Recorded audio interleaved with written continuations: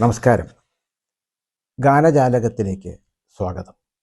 ഭാരതം കണ്ട ഏറ്റവും മികച്ച സംഗീത സംവിധായകരിൽ ഒരാളായ ജി ദേവരാജൻ, എല്ലാവരുടെയും പ്രിയപ്പെട്ട ദേവരാജൻ മാസ്റ്റർ, തിരുവനന്തപുരത്ത് കരമനയിൽ താമസമായതു മുതലാണ് ഞാൻ അദ്ദേഹത്തെ അടുത്ത് പരിചയപ്പെടുകയും നിരന്തരം സമ്പർക്കം പുലർത്തുകയും ചെയ്യാൻ തുടങ്ങിയത്. അദ്ദേഹത്തിൻ്റെ വീട്ടിൽ പലപ്പോഴും പോയി മണിക്കൂറുകളോളം സംസാരിച്ചിരുന്നിട്ടുണ്ട്. ചലച്ചിത്ര ഗാനങ്ങളുടെ സംഗീതവും സാഹിത്യവും ഞങ്ങളുടെ ചർച്ചയ്ക്ക് വിഷയീഭവിച്ചിട്ടുണ്ട്. ഞാനൊരു സിനിമാക്കാരനല്ലായിരുന്നിട്ട് പോലും അദ്ദേഹം എന്നോട് കാണിച്ച സ്നേഹം എടുത്തു പറയത്തക്കതാണ്. വളരെ അടുപ്പമാണ് അദ്ദേഹം എന്നോട് പ്രകടിപ്പിച്ചിരുന്നത്. അന്ന് എൻ്റെ വീട്ടിൽ ഫോണില്ല, മൊബൈൽ ഫോൺ ഇറങ്ങിയിട്ടില്ല. എൻ്റെ വീട്ടിൻ്റെ തൊട്ടടുത്ത് ഒരു കോൺട്രാക്ടർ അദ്ദേഹത്തിൻ്റെ ഒരു വർക്ക്ഷോപ്പുണ്ട്. അവിടെയാണ് ഒരു ലാൻഡ് ഫോൺ ഉള്ളത്. ആ ഫോണിലാണ് അത്യാവശ്യമായി ചിലപ്പോഴൊക്കെ ദേവരാജൻ മാസ്റ്റർ എന്നെ വിളിച്ചിരുന്നത്. കൂടെ വിളിക്കും. വിളിച്ചിട്ട് ചില സമയത്ത് തൻ്റെ വീട്ടിലേക്ക് വരാൻ അദ്ദേഹം എന്നോട് പറയും. ആ പറയുന്നതിനുമുണ്ടൊരു സവിശേഷത.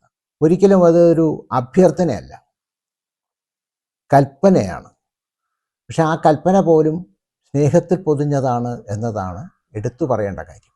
അവധിയെടുത്തു പോലും ഞാൻ അദ്ദേഹത്തിൻ്റെ വീട്ടിൽ അങ്ങനെ പലതവണ പോയിട്ടുണ്ട്. പോയി കഴിഞ്ഞാൽ ധാരാളം അറിവുകൾ പകർന്നു തരാൻ അദ്ദേഹത്തിന് കഴിവുണ്ട്. മനസ്സ് നിറഞ്ഞ സന്തോഷത്തോടെയാണ് ഞാൻ മടങ്ങിപ്പോരുക. അങ്ങനെ വിളിച്ചിരുന്ന ആ അവസരങ്ങളിൽ ഒരു ദിവസം അദ്ദേഹം എന്നെ വിളിച്ചിട്ട് പിറ്റേന്ന് അവിടേക്ക് ചെല്ലാൻ പറഞ്ഞു. ഞാൻ വളരെ വിനയാന്വിതനായി അദ്ദേഹത്തെ അറിയിച്ചു, നാളെ എനിക്ക് വരാൻ ബുദ്ധിമുട്ടുണ്ട്, കാരണം എൻ്റെ ഗൃഹപ്രവേശമാണ് എന്ന്. പിന്നീട് അധികമൊന്നും സംസാരിക്കാതെ അദ്ദേഹം ഫോൺ കട്ട് ചെയ്തു. ഞാൻ കരുതി അദ്ദേഹത്തിന് ഗൃഹപ്രവേശന ചടങ്ങിലേക്ക് ക്ഷണിക്കാത്തതിലുള്ള പരിഭവമായിരിക്കുമെന്ന്.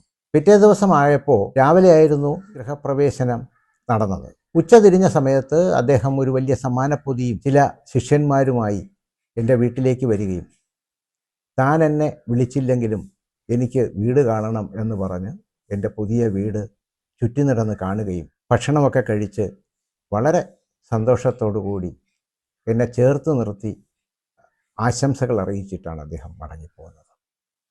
ചില ദിവസം പത്രം വായിച്ചുകൊണ്ടിരിക്കുമ്പോൾ പെട്ടെന്ന് ഡോർ ബെല്ല് ശബ്ദിക്കും. കതക് തുറക്കുമ്പോൾ സാക്ഷാൽ ദേവരാജൻ മാസ്റ്റർ മുന്നിൽ പ്രത്യക്ഷപ്പെട്ട് നിൽക്കുന്നത് കാണാം. അത് അദ്ദേഹത്തിൻ്റെ ഒരു രീതിയാണ്. എപ്പോഴും എൻ്റെ വീട്ടിലേക്ക് വരുന്നത് അതിരാവിലെ ആയിരിക്കും. അതുവഴി പോകുന്ന സമയത്ത് എൻ്റെ വീട്ടിൽ കയറുകയായിരുന്നു അദ്ദേഹത്തിൻ്റെ രീതി. വീട്ടിൽ കയറിയാൽ കുറേ നേരം സംസാരിച്ചിരിക്കും. പ്രഭാത ഭക്ഷണം കഴിച്ചിട്ടായിരിക്കും അദ്ദേഹം മടങ്ങിപ്പോവുക. ഇതൊക്കെ എന്നെ സംബന്ധിച്ചിടത്തോളം വലിയ സന്തോഷമുണ്ട കാര്യമാണ്. ഒരു ദിവസം കരമനയിലെ അദ്ദേഹത്തിൻ്റെ വീട്ടിൽ ഞാൻ ചെല്ലുമ്പോൾ ഹാർമോണിയത്തിൻ്റെ മുകളിൽ മനോഹരമായ കൈപ്പടയിൽ എഴുതിയ ഒരു ഗാനം ഇരിക്കുന്നത് ഞാൻ കണ്ടു. ആ കയ്യക്ഷരം എനിക്ക് വളരെ പരിചയമുള്ളതാണ്. കവിയും ഗാനരചയിതാവുമായ ONV കുറുപ്പ് സാറിൻ്റേതാണ് അതെന്ന് എനിക്ക് മനസ്സിലായി. ഞാൻ ആ പാട്ടിലേക്ക് ഒന്ന് കണ്ണോടിച്ചിട്ട് ദേവരാജൻ മാസ്റ്ററോട് ചോദിച്ചു, നിങ്ങൾ വീണ്ടും ഒരുമിക്കുകയാണ്? നീണ്ട കാലം അവർ ഒരുമിച്ച് പാട്ടൊന്നും ചെയ്യാതിരുന്ന ഒരു കാലമായിരുന്നു അത്. മാസ്റ്റർ സന്തോഷത്തോട് പറഞ്ഞു, അതെ, ഞാനും ONVയും വീണ്ടും ഒരുമിക്കുകയാണ്. നീണ്ട 8 വർഷത്തിൻ്റെ ഇടവേളയുണ്ടതിന്. ഞങ്ങളെ ഒരുമിപ്പിക്കുന്നത് ജേസിയാണ്. ജേസി നിർമ്മിക്കാൻ പോകുന്ന നീയത്ര ധന്യ എന്ന സിനിമയ്ക്ക് വേണ്ടിയാണ് ഞങ്ങൾ വീണ്ടും സംഗീതമൊരുക്കുന്നത്. ജേസി എടുക്കുന്ന ആ സിനിമ ONV കുറുപ്പ് സാറിൻ്റെ തന്നെ നിശാഗന്ധി എന്ന കവിതയുടെ ചലച്ചിത്രാവിഷ്കാരമാണ്. ONV കുറുപ്പ് സാർ എഴുതി ദേവരാജൻ മാസ്റ്റർ സംഗീതം നൽകി യേശുദാസ് പാടിയ പ്രശസ്തമായി തീർന്ന ആ പാട്ടിൻ്റെ വരികളാണ് ഞാനന്നത് വായിച്ചത്.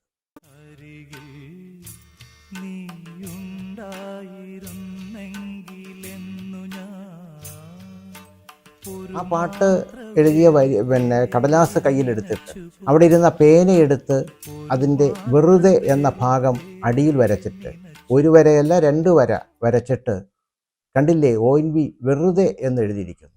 ONV ഒരിക്കലും ഒരു വാക്കും വെറുതെ എഴുതുന്നയാളല്ല. പക്ഷേ ഈ വെറുതെ എന്ന ഭാഗം ചിട്ടപ്പെടുത്താൻ എന്നെക്കൊണ്ട് സാധിക്കുന്നില്ല. 2-3 ദിവസമായി ഞാൻ ഈ വാക്കുമായിട്ട് പൊരുത്തപ്പെടാതെ കഴിയുകയാണ്. ഊണിലും ഉറക്കത്തിലും എൻ്റെ ചിന്ത ഇതെങ്ങനെ മെരുക്കിയെടുക്കാം എന്നാണ്. ഞാനപ്പോൾ തമാശയായിട്ട് മാഷിനോട് പറഞ്ഞു, ബ്രഹ്മാവിനാണോ ആയുസ്സിന് പഞ്ഞം, അതൊക്കെ വളരെ വേഗം സാധിക്കും എന്ന്. ഞാൻ കുറച്ച് കഴിഞ്ഞപ്പോൾ വീട്ടിലേക്ക് മടങ്ങിപ്പോരുകയും ചെയ്തു. 2 ദിവസം കഴിഞ്ഞ് ഞാൻ നേരത്തെ പറഞ്ഞ ആ വർക്ക്ഷോപ്പിലേക്ക് ദേവരാജൻ മാസ്റ്ററുടെ ഫോൺ വന്നു. അദ്ദേഹം പറഞ്ഞു, നാളെ രാവിലെ 10 മണിക്ക് തരങ്കണിയിൽ വരണം. അന്ന് കണ്ട പാട്ടിൻ്റെ ശബ്ദലേഖനമാണ് അവിടെ നടക്കാൻ പോകുന്നത്. എനിക്ക് വലിയ സന്തോഷമായി. ഞാൻ ഓഫീസിൽ പോകാതെ അവധിയെടുത്ത് തരങ്കണിയിൽ ചെന്നു. അദ്ദേഹം കൺസോളിൽ അദ്ദേഹത്തിൻ്റെ അടുത്തായിട്ട് എന്നെ പിടിച്ചിരുത്തി. അപ്പോൾ അന്നത് പാടേണ്ടത് യേശുദാസ് ആണെങ്കിലും യേശുദാസ് സ്ഥലത്തില്ല. പകരം ചന്ദ്രൻ എന്നൊരാളാണ് ട്രാക്ക് പാടുന്നത്. ആ വെറുതെ എന്ന ഭാഗം പല്ലവിയിൽ പാടുന്ന രീതിയിലല്ല പല്ലവി ആവർത്തിക്കുമ്പോൾ പാടുന്നത്. അതിന് പുതിയ രീതി അദ്ദേഹം അവലംബിച്ചിരിക്കുകയായി. അത് എന്നെ വല്ലാതെ ആകർഷിച്ചു. അത് കേട്ടപ്പോൾ ഞാൻ അറിയാതെ അദ്ദേഹത്തിൻ്റെ കാലിൽ തൊട്ട് എൻ്റെ കണ്ണിൽ വെച്ചു. അങ്ങനെയൊന്നും ചെയ്യുന്നത് അദ്ദേഹത്തിന് ഇഷ്ടപ്പെടുന്ന ആളല്ല. അദ്ദേഹം പെട്ടെന്ന് കൈതട്ടി മാറ്റും. പക്ഷേ എന്തോ അന്ന് അങ്ങനെ ഞാൻ ചെയ്തിട്ട് അദ്ദേഹം ഒന്നും പറഞ്ഞില്ല, ഒന്ന് പുഞ്ചിരിച്ച മാത്രമേ ഉള്ളൂ. അങ്ങനെ ആ പാട്ടിൻ്റെ ശബ്ദലേഖനത്തിന് സാക്ഷ്യം വഹിക്കാനുള്ളൊരു ഭാഗ്യം എനിക്കുണ്ടായി. അദ്ദേഹവുമായി നീണ്ട ഒരു യാത്ര പോകാനുള്ള ഒരു ഭാഗ്യവും എനിക്കുണ്ടായി. എൻ്റെ ജീവിതത്തിലെ അവിസ്മരണീയമായ അവസരമായിരുന്നു അത്. അതായത് കോട്ടയത്ത് ശ്രുതി എന്ന ഒരു മ്യൂസിക് ക്ലബ്ബ്, ഫാദർ ജോർജ് നടത്തുന്ന ഒരു മ്യൂസിക് ക്ലബ്ബുണ്ട്. അവിടെ 10 രണ്ടാം ശനിയാഴ്ചകളിൽ ചലച്ചിത്ര ഗാനത്തെക്കുറിച്ചുള്ള ഒരു ശിബിരം നടത്തുകയുണ്ടായി. ആ ചലച്ചിത്ര ഗാന ശിബിരത്തിൻ്റെ മോഡറേറ്ററായി പ്രവർത്തിച്ചത് ഞാനാണ്. 10 ആഴ്ചകളിലും ഞാൻ അവിടെ പോയിട്ടുണ്ട്. ഒന്നാമത്തെ ശിബിരത്തിന് ഉദ്ഘാടകൻ സാംസ്കാരിക വകുപ്പ് മന്ത്രിയായിരുന്നു. അന്നത്തെ പ്രധാന ക്ലാസ് നയിക്കുന്നത് സാക്ഷാൽ ദേവരാജൻ മാസ്റ്ററായിരുന്നു. അതിനുവേണ്ടി തിരുവനന്തപുരത്ത് നിന്ന് അതിരാവിലെ ഒരു കാറിൽ ഞാനും ദേവരാജൻ മാസ്റ്ററും കൂടി കോട്ടയത്തേക്ക് പോവുകയാണ്. ആ യാത്രയിലുടനീളം അദ്ദേഹം പല പാട്ടുകൾ പാടുകയും ആ പാട്ടുകൾ ഇങ്ങനെ ട്യൂൺ ചെയ്യാൻ കാരണമെന്ത് എന്ന് എനിക്ക് പറഞ്ഞു തരികയും ഒക്കെ ചെയ്തു. അതൊക്കെ എനിക്ക് വലിയ വലിയ അറിവുകൾ നേടിത്തരുന്നതായിരുന്നു. കൊട്ടാരക്കര എത്തിയപ്പോൾ അവിടെ ഒരു വെജിറ്റേറിയൻ ഹോട്ടലിൽ രാവിലത്തെ ഭക്ഷണം കഴിക്കാൻ ഞങ്ങൾ ഇരിക്കുകയും ആ കടയുടെ ഉടമ ദേവരാജൻ മാസ്റ്ററെ കണ്ട് വളരെ ബഹുമാനത്തോടെ വന്ന് അദ്ദേഹത്തിൻ്റെ അരികിൽ നിൽക്കുകയും ചെയ്തു. ഭക്ഷണം കഴിഞ്ഞ് കൗണ്ടറിൽ ആ ബിൽ തുക കൊടുക്കാൻ നോക്കുമ്പോൾ കാഷ്യർ ഒരു വിധത്തിലും ആ തുക വാങ്ങുന്നില്ല. ഹോട്ടൽ ഉടമ അത് വിലക്കിയിരിക്കുകയാണ്. ദേവരാജൻ മാസ്റ്റർ അപ്പോൾ പറഞ്ഞു, ഭക്ഷണത്തിൻ്റെ തുക വാങ്ങിച്ചില്ലെങ്കിൽ ഞങ്ങൾ ഇന്ന് ഇവിടെ നിന്ന് പോകുന്നില്ല, ഇവിടെ തന്നെ താമസിക്കാൻ തീരുമാനിച്ചിരിക്കുകയാണ്. അത് കേട്ട് കാഷ്യറും ആ ഹോട്ടൽ ഉടമയും ചിരിച്ചുപോയി. നിങ്ങൾ ഇത് ഇങ്ങനെ പരിചയക്കാരുടെ നിന്ന് വാങ്ങാതിരുന്നാൽ അത് ശരിയല്ല എന്ന് പറഞ്ഞ് അവസാനം നിർബന്ധിച്ച് ആ തുക കൊടുത്തിട്ടാണ് ഞങ്ങൾ യാത്ര തുടർന്നത്. അവിടെ 10 മണിക്കായിരുന്നു പരിപാടി. 9:40 ഞങ്ങൾ കോട്ടയത്തെത്തി. 10 മണിയായി, മന്ത്രി വരുന്നില്ല. 10:15 മന്ത്രി വരുന്നില്ല. ദേവരാജൻ മാസ്റ്റർ അസ്വസ്ഥനാകാൻ തുടങ്ങി. ഒടുവിൽ 10:30 സാംസ്കാരിക മന്ത്രി വന്നു. അപ്പോഴേ അദ്ദേഹത്തിന് അത് ഇഷ്ടപ്പെട്ടില്ല, സമയം തെറ്റി മന്ത്രി വന്നത്. അദ്ദേഹം ഒന്നും മിണ്ടിയില്ല. പക്ഷേ മന്ത്രി വരുന്ന സമയത്ത് മന്ത്രി പെട്ടെന്ന് അവിടേക്ക് കടന്നു വരുമ്പോൾ എല്ലാവരും എഴുച്ച കൂട്ടത്തിൽ ഞാനും എഴുന്നേറ്റു. എന്നെ ദേവരാജൻ മാസ്റ്റർ പെട്ടെന്ന് കയ്യിൽ പിടിച്ച് അവിടെ ഇരിക്കടോ എന്ന് എൻ്റെ ചെവിയിൽ പറഞ്ഞു. അപ്പം ഞാൻ പറഞ്ഞു, മന്ത്രി തന്ത്രി അതൊക്കെ ഇന്ന് വരും നാളെ പോകും. കലാകാരന്മാർക്ക് ഒരിക്കലും ആ മാറ്റം വരില്ല, എന്നും കലാകാരൻ തന്നെ എന്ന് പറഞ്ഞ് എന്നെ അവിടെ ഇരിക്കാൻ എന്നെ പിടിച്ചിരുത്തുകയായിരുന്നു നിർബന്ധിച്ച്. മീറ്റിംഗ് തുടങ്ങി. ഉദ്ഘാടകൻ മന്ത്രിയായിരുന്നു, അദ്ദേഹം സംസാരിച്ചു. അത് കഴിഞ്ഞ് ദേവരാജൻ മാസ്റ്ററുടെ ആദ്യത്തെ ക്ലാസ്സാണ്. മാസ്റ്റർ ക്ലാസ് തുടങ്ങുന്നതിന് മുമ്പായിട്ട് മന്ത്രിയെ നോക്കി പറഞ്ഞു, ഞാൻ സംസാരിച്ച് തുടങ്ങാൻ പോവുകയാണ്. ഞാൻ ചിലപ്പോൾ 1 മണിക്കൂറോ 1.5 മണിക്കൂറോ സംസാരിച്ചെന്ന് വരും. ഇതിനിടയ്ക്ക് എനിക്ക് അത്യാവശ്യമുണ്ടെന്ന് പറഞ്ഞ് മന്ത്രി എഴുന്നേറ്റ് പോവുകയാണെങ്കിൽ അതെനിക്ക് ഇഷ്ടപ്പെടില്ല. അതുകൊണ്ട് മന്ത്രിക്ക് വേണമെങ്കിൽ ഇപ്പോൾ പോകാം, ഞാൻ സംസാരിച്ച് കഴിഞ്ഞേ പോകാവൂ. അല്ലെങ്കിൽ മന്ത്രി പോകണമെന്ന ആവശ്യമുണ്ടെങ്കിലും പോകുമോ? അദ്ദേഹം പോകുന്നില്ല എന്ന് പറഞ്ഞുകൊണ്ട് അവിടെ ഇരുന്നു. ദേവരാജൻ മാസ്റ്റർ ഏതാണ്ട് ഒരു 3/4 മണിക്കൂറോളം വിശദമായി പാട്ടെങ്ങനെയാണ് ചിട്ടപ്പെടുത്തേണ്ടതെന്ന് അതിൽ പങ്കെടുത്തവർക്ക് വളരെ ഉദാഹരണ സഹിതം പറഞ്ഞു കൊടുത്തു. 1-ാം തരം ക്ലാസ് ആയിരുന്നു. മന്ത്രി തന്നെ അത്ഭുതപ്പെട്ടു പോയി. ആ തരത്തിലാണ് അദ്ദേഹം അന്ന് ക്ലാസ് എടുത്തത്. അത് കഴിഞ്ഞ് വേറെയും 1-2 പേരുടെ ക്ലാസ്സും കൂടെ കഴിഞ്ഞിട്ടായിരുന്നു അന്നത്തെ സാംസ്കാരിക മന്ത്രി മടങ്ങിപ്പോയത്. അങ്ങനെ മന്ത്രിയുടെ മുഖത്ത് നോക്കി പറയാനുള്ള ഒരു ധൈര്യം, അത് അദ്ദേഹം അന്ന് സാംസ്കാരിക മന്ത്രിയാണെന്ന് കൂടി ആലോചിക്കണം. അത് ഒരുപക്ഷെ ദേവരാജൻ മാസ്റ്റർ മാത്രമേ. വേറൊരു സംഭവം കൂടി പറയാം. തിരുവനന്തപുരം ടാഗോർ തിയേറ്ററിൽ അദ്ദേഹം 5 യുവഗായകരെ, ഭാവിയിൽ പ്രതീക്ഷയുള്ള 5 യുവഗായകരെ അവതരിപ്പിച്ചുകൊണ്ട് ശക്തിഗാഥ എന്ന പുതിയ സംഘടന രൂപീകരിച്ച് ആ 5 ഗായകരെ അവതരിപ്പിക്കുന്ന അവസരമായി. ആമുഖ ഭാഷണം നടത്തുമ്പോൾ അദ്ദേഹം പറഞ്ഞു, ഇവിടെ മൊബൈൽ ഫോൺ ഉള്ളവർ ഒന്നുകിൽ ഓഫ് ചെയ്യണം, അല്ലെങ്കിൽ അവർക്ക് അങ്ങനെ ഓഫ് ചെയ്യാൻ ബുദ്ധിമുട്ടുണ്ടെങ്കിൽ ഇപ്പോൾ തന്നെ ഇറങ്ങിപ്പോകണം. 2-3 മണിക്കൂർ പരിപാടി കാണും. ആ പരിപാടിയുടെ ഇടയ്ക്ക് മൊബൈൽ ഫോൺ ശബ്ദിച്ചാൽ സെക്യൂരിറ്റിയെ കൊണ്ട് നിങ്ങളെ പിടിച്ച് വെളിയിലാക്കും. ആരും പോയില്ല, ആരുടെയും മൊബൈൽ ശബ്ദിച്ചില്ല. ആ 3.5 മണിക്കൂർ 4 മണിക്കൂർ ഞാൻ അവിടെ ഇരുന്ന ആളാണ്. ഒരാളുടെയും മൊബൈൽ ശബ്ദിച്ചില്ല. എല്ലാവരും അത് സൈലൻ്റാക്കി വെച്ചു. അതൊക്കെ ആണ് ദേവരാജൻ മാസ്റ്ററുടെ ഏറ്റവും വലിയ ഗുണം. അദ്ദേഹം എന്നോട് പലപ്പോഴും പല കാര്യങ്ങളും സംസാരിച്ചിട്ടുണ്ട്. എന്നോട് പറഞ്ഞു, അദ്ദേഹത്തിന് ദക്ഷിണാമൂർത്തി സ്വാമിയെ, വി ദക്ഷിണാമൂർത്തി സ്വാമിയെ വലിയ ഇഷ്ടമായിരുന്നു. തന്നെപ്പോലെ തന്നെ സംഗീത സംവിധാനം നിർവഹിക്കുന്ന ആളായിരുന്നിട്ട് പോലും അദ്ദേഹത്തിന് സ്വാമിയോട് വലിയ ബഹുമാനവും ഇഷ്ടവുമായിരുന്നു. സ്വാമി ചിട്ടപ്പെടുത്തുന്ന അർത്ഥശാസ്ത്രീയ ഗാനങ്ങൾ എല്ലാം കേമമാണെന്നും അദ്ദേഹം എന്നോട് പറഞ്ഞിട്ടുണ്ട്. പലപ്പോഴും എനിക്ക് അങ്ങനെ ഒരു പാട്ട് ചെയ്യാൻ അവസരം കിട്ടിയില്ലല്ലോ എന്ന് ഞാൻ സ്വയം പരിതപിച്ചിരുന്ന അവസരങ്ങൾ ഉണ്ടായിട്ടുണ്ട് എന്നും ദേവരാജൻ മാസ്റ്റർ ഒരിക്കൽ എന്നോട് തുറന്നു പറഞ്ഞു. പക്ഷേ ക്രമേണ കാട്ടുകുരങ്ങ് എന്ന സിനിമയ്ക്ക് വേണ്ടി പാട്ടുകൾ ഒരുക്കുമ്പോൾ അങ്ങനെ ഒരു അർത്ഥശാസ്ത്രീയ ഗാനം ചിട്ടപ്പെടുത്താൻ അവസരം വന്നു.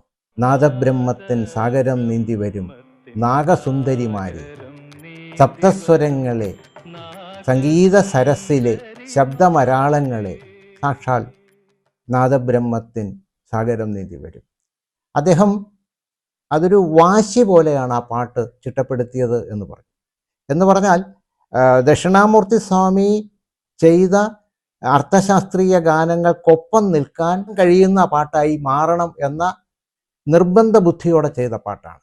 5 രാഗങ്ങളിൽ രാഗമാലികയായിട്ടാണ് കല്യാണി, ശുദ്ധധന്യാസി, ബഹുധാരി, കാനഡ, സിംഹേന്ദ്ര മധ്യമം, അങ്ങനെ 5 രാഗങ്ങളിലാണ് ആ അതിമനോഹരമായ പാട്ട് മലയാളികൾക്ക് ദേവരാജൻ മാസ്റ്റർ സമ്മാനിച്ചത്. എനിക്ക് കിട്ടിയ മറ്റൊരു അംഗീകാരം, ദേവരാജൻ മാസ്റ്റർ അറിഞ്ഞുകൊണ്ട് തന്ന ഒരു അംഗീകാരം, അതിനെക്കുറിച്ച് കൂടി പറയാം. വയലാർ അവാർഡ് ദാന ചടങ്ങ് നടക്കുകയാണ് തിരുവനന്തപുരത്ത് BJT ഹാളിൽ. ഇന്നത്തെ അയ്യങ്കാളി ഹാളിലാണ് അത് നടക്കുന്നത്. എല്ലാ തവണയും ഈ ചടങ്ങിനോടൊപ്പം ഗാനമേള ഉണ്ടായിരിക്കും, പ്രത്യേകിച്ച് വയലാറിൻ്റെ ഗാനങ്ങൾ. അന്ന് അതിൻ്റെ നേതൃത്വം വഹിച്ചിരുന്നത് ദേവരാജൻ മാസ്റ്ററായിരുന്നു. മാസ്റ്റർ എന്നോട് നേരത്തെ പറഞ്ഞു, ഇന്നത്തെ ഗാനമേളയ്ക്ക് പുതുമ നമുക്ക് കൊണ്ടുവരാം. എന്താണെന്ന് വെച്ചാൽ അവതാരക ഓരോ ഗാനത്തെക്കുറിച്ചും പറയും. ഏത് സിനിമയിലെ, ആര് സംഗീതം നൽകി, ആര് പാടി എന്നുള്ള വിവരങ്ങൾ. ആ ഗാനത്തിൻ്റെ സാഹിത്യ ഗുണത്തെക്കുറിച്ച്, സാഹിത്യമേന്മയെക്കുറിച്ച് ഞാനൊരു 2-3 വാക്യത്തിൽ വിവരണം നടത്തുകയും അത് കഴിഞ്ഞ് ആ പാട്ട് അത്തരത്തിൽ, അന്നത്തെ എല്ലാ പാട്ടുകളും വയലാർ ദേവരാജൻ കൂട്ടുകെട്ടിൻ്റേതായിരുന്നു.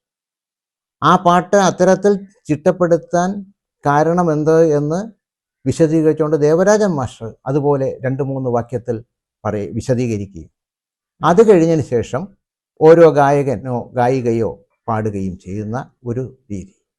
അത് എന്നെ സംബന്ധിച്ചിടത്തോളം എനിക്കൊരു വലിയ അംഗീകാരമായി മാറി. നമ്മുടെ ഗാനഗന്ധർവൻ യേശുദാസിന് 8 തവണയാണ് മികച്ച ഗായകനുള്ള ദേശീയ പുരസ്കാരം കിട്ടിയിട്ടുള്ളത്. അതിൽ 2 തവണ കിട്ടിയത് ദേവരാജൻ മാസ്റ്റർ ചിട്ടപ്പെടുത്തിയ പാട്ടുകൾക്കായിരുന്നു. ഒന്നാമത്തെ പുരസ്കാരം അച്ഛനും ബാപ്പയും എന്ന ചിത്രത്തിലെ മനുഷ്യൻ മതങ്ങളെ സൃഷ്ടിക്കൂ, മതങ്ങൾ ദൈവങ്ങളെ സൃഷ്ടിക്കൂ, മനുഷ്യനും മതങ്ങളും ദൈവങ്ങളും കൂടി മണ്ണ് പങ്കുവയ്ക്കൂ, മനസ്സ് പങ്കുവയ്ക്കൂ എന്ന പാട്ടിനാണ്. ആ പാട്ടിൻ്റെ രചനയ്ക്ക് ഭാരതത്തിലെ ഏറ്റവും മികച്ച ഗാനരചയിതാവിനുള്ള പുരസ്കാരം വയലാർ രാമവർമ്മയ്ക്കും ലഭിച്ചു.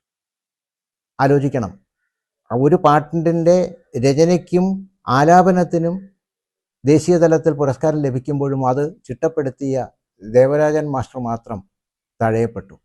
രണ്ടാമത്തെ തവണ അടുത്ത വർഷം യേശുദാസിന് പുരസ്കാരം ലഭിച്ചത് ഗായത്രിയിലെ പത്മതീർത്ഥമേ ഉണരൂ, മാനസ പത്മതീർത്ഥമേ ഉണരൂ എന്ന പാട്ടിനാണ്. ഇതും ചിട്ടപ്പെടുത്തിയത് ദേവരാജൻ മാസ്റ്ററാണ്. ഗായകന് മികച്ച ദേശീയ പുരസ്കാരം ലഭിച്ചപ്പോൾ അപ്പോഴും ദേവരാജൻ മാസ്റ്റർ തഴയപ്പെട്ടു. എന്തിന്?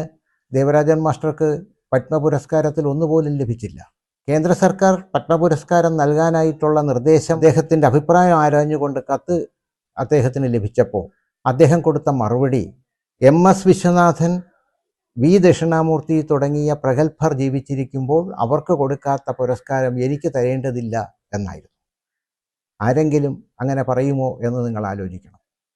അവിടെയാണ് ദേവരാജൻ മാസ്റ്റർ എന്ന മഹത് വ്യക്തിയുടെ വിശാലമായ ഹൃദയം നമ്മൾ കാണുന്നത്.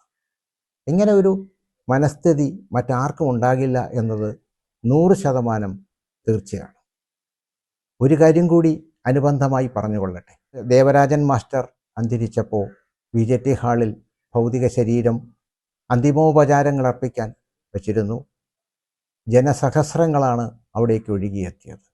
അത് കഴിഞ്ഞ് വിലാപയാത്രയായി കൊല്ലം ജില്ലയിലെ പരവൂരിലേക്ക്, അദ്ദേഹത്തിൻ്റെ സ്വദേശമായ പരവൂരിലേക്ക് അത് കൊണ്ടുപോയി. തുടക്കകാലത്ത് അദ്ദേഹം പരവൂർ ദേവരാജൻ എന്ന പേരിലാണ് അറിയപ്പെട്ടത്. അവിടെ ചിതയിലേക്ക് അദ്ദേഹത്തിൻ്റെ ഭൗതിക ശരീരം എടുത്തു കിടത്തിയപ്പോൾ സർക്കാരിൻ്റെ ഔദ്യോഗിക ബഹുമതി ഉണ്ടായിരുന്നു. പോലീസുകാർ ബ്യൂഗിൾ വായിക്കുന്നുണ്ടായിരുന്നു. ആ ബ്യൂഗിൾ വായന ചില സമയത്ത് അപശബ്ദങ്ങൾ കേൾപ്പിച്ചു എന്നുള്ളതുകൊണ്ട് പ്രമുഖനായ, അന്ന് ജീവിച്ചിരുന്ന വളരെ പ്രമുഖനായ ഒരു സംഗീത സംവിധായകൻ അത് കേട്ട് വളരെ ദുഃഖത്തോടെ പറഞ്ഞു, ദേവരാജൻ മാസ്റ്റർ മരിച്ചത് തന്നെ അല്ലായിരുന്നുവെങ്കിൽ ഈ അപശ്രുതി കേട്ട് അദ്ദേഹം തീർച്ചയായും പ്രതികരിക്കുമായിരുന്നു എന്ന്. അതിലൊരു സത്യമുണ്ട്. സംഗീതത്തെ സംബന്ധിക്കുന്ന ഏത് അനീതി കണ്ടാലും അദ്ദേഹം പ്രതികരിക്കുമായിരുന്നു. അതിന് ഏറ്റവും വലിയ തെളിവാണ് അർഹമല്ലാത്ത ചില പാട്ടുകളുടെ പേരിൽ മികച്ച സംഗീത സംവിധാനത്തിനുള്ള പുരസ്കാരം നൽകിയപ്പോൾ അദ്ദേഹത്തിന് കിട്ടിയ, സർക്കാർ നൽകിയ സകല പുരസ്കാരങ്ങളും സെക്രട്ടേറിയറ്റിലെ PRDയുടെ ഓഫീസറുടെ മുമ്പിൽ കൊണ്ട് വച്ചിട്ട്, ഇനി ഇത് എനിക്ക് ആവശ്യമില്ല, ഇങ്ങനെ അനർഹരെ അംഗീകരിക്കുന്ന സർക്കാരിൻ്റെ പുരസ്കാരങ്ങളൊന്നും വേണ്ട എന്ന് ശക്തിയുക്തം പറഞ്ഞിട്ട് തിരിച്ചു പോന്ന ദേവരാജൻ മാസ്റ്റർ മലയാളത്തിനെ എന്നല്ല ഭാരതത്തിലെ തന്നെ അത്തരത്തിലും സംഗീതത്തിൻ്റെ കാര്യത്തിലും എണ്ണപ്പെട്ട ഒരു സംഗീത സംവിധായകനായി നമ്മുടെയൊക്കെ മനസ്സിൽ ഇന്നും ജീവിക്കുകയാണ്. അദ്ദേഹത്തിന് ഒരിക്കലും മരണമില്ല. നമസ്കാരം.